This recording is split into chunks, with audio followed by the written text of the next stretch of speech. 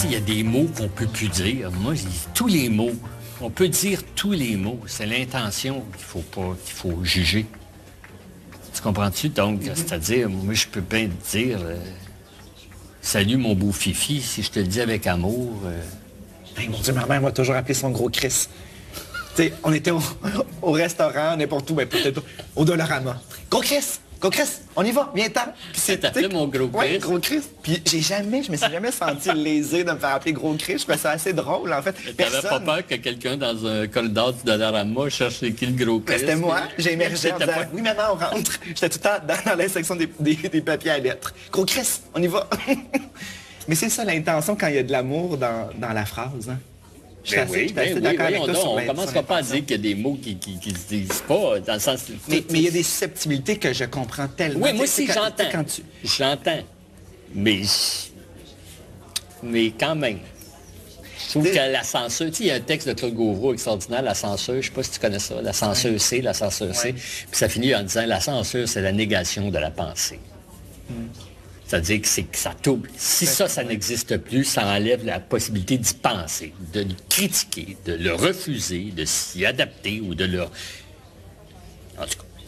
Mais quand tu regardes, là, mettons, ma génération à moi, qui n'est pas la tienne, puis quand tu regardes la génération qui te suit, qui n'est pas la tienne non plus, tu te reconnais plus dans l'un, plus dans l'autre, tu fais pas de distinction, tu veux pas faire de distinction, tu as de la difficulté. C'est parce que je te dis ça parce que quand j'avais 16 ans, puis que mon père disait à la fête, je me disais, moi, quand je vais avoir 60 ans, je vais dire que les jeunes ont raison. Tu m'étais faite comme cette promesse-là.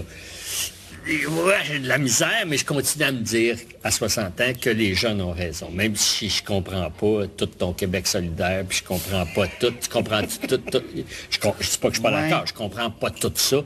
Puis je comprends pas trop les claques à la gueule que je reçois de la gauche depuis quelques mois, quelques années, alors que les claques que je recevais habituellement arrivaient par la droite. Ouais. Là, j'ai essayé de faire confiance encore à la jeunesse, mais j'ai peur. Tu te situes où, toi? Tu as le droit de me dire, je n'aime pas ça, parler de ça, ou je ne sais pas, là. J'aime pas les carcans en général. À la base, j'ai jamais aimé étiqueter les choses. J'aime être un électron libre dans la vie. J'ai toujours aimé ça en tant qu'artiste. Ouais, mais tu peux pas être seul d'une toile de Miro accrochée à rien, là, dans le sens, est-ce que... Bien sûr, mais tu sais, quand j'entends la génération qui m'a précédé, latine notamment, merci, c'est très, très bon. Merci beaucoup. Il y a plein de choses qui m'inspirent. J'aime beaucoup, beaucoup me frotter à des personnes plus vieilles que moi parce que j'ai l'impression que ça me nourrit beaucoup, beaucoup. Puis en même temps, souvent, la génération qui me suit, il me challenge énormément. Des fois, je les trouve beaucoup plus wow, plus éveillés que moi. Moi, je comprends tellement beaucoup des revendications de la gauche actuellement. Je te donne un exemple. On entend de plus en plus qu'un homosexuel doit être joué par un homosexuel. Puis je sais que toi, tu n'es pas d'accord avec cette idée-là. Puis je comprends très bien pourquoi. Puis en même temps, je comprends la frustration d'acteurs homosexuels qui ne se sont jamais fait offrir d'audition parce qu'on pense d'emblée à l'acteur hétéro qui peut tout jouer. Alors que, puis tu le dis toi-même dans ton livre, tu dis, encore aujourd'hui, en 2021, tu ne proposes pas aux acteurs gays de mentionner leur homosexualité parce que ça peut les pénaliser. C'est pas vrai que tu dis ça? Oui. Mais c'est parce que là, c'est parce qu'on mélange bien des affaires. Bien, on mélange bien des affaires, mais en même temps, là, je parlais de la Moi, ce que je disais, c'est que, mettons, un jeune homosexuel acteur, je dirais pour l'instant, dis-le pas, parce que les décideurs, les diffuseurs réalisateurs, les décideurs peuvent dire, à partir du moment où tu le dis, ouais, il me semble que ça paraît, je le vois pas dans un rôle d'hétérosexuel, de père de famille, etc., tout ça.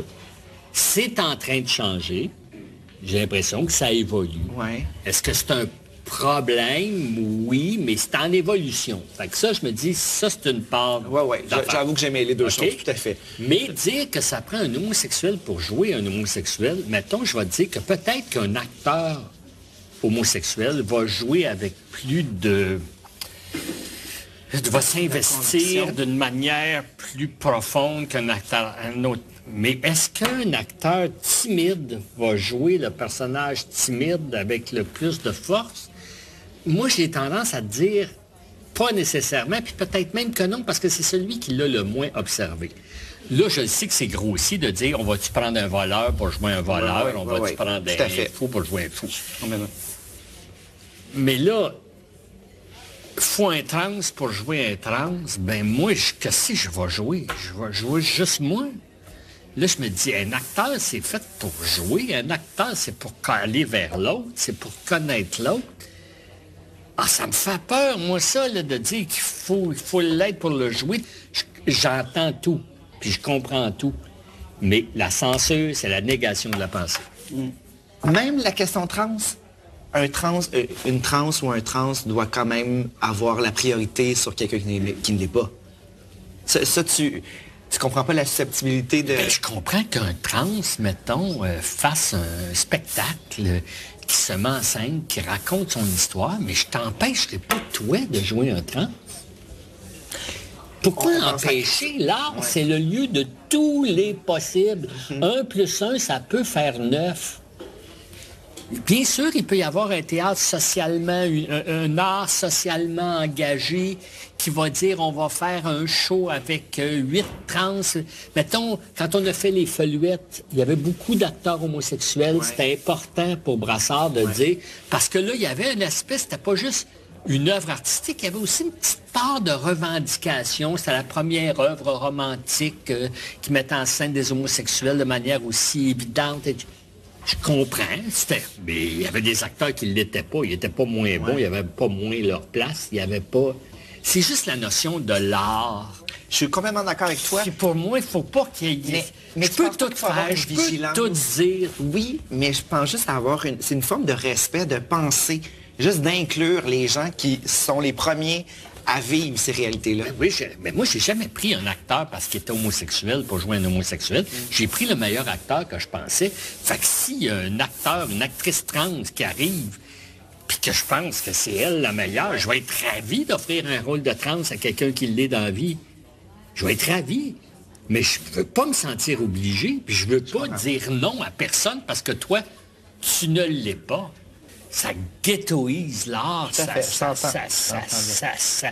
T'as raison de dire que je pense qu'il faut écouter, il faut entendre tout ça.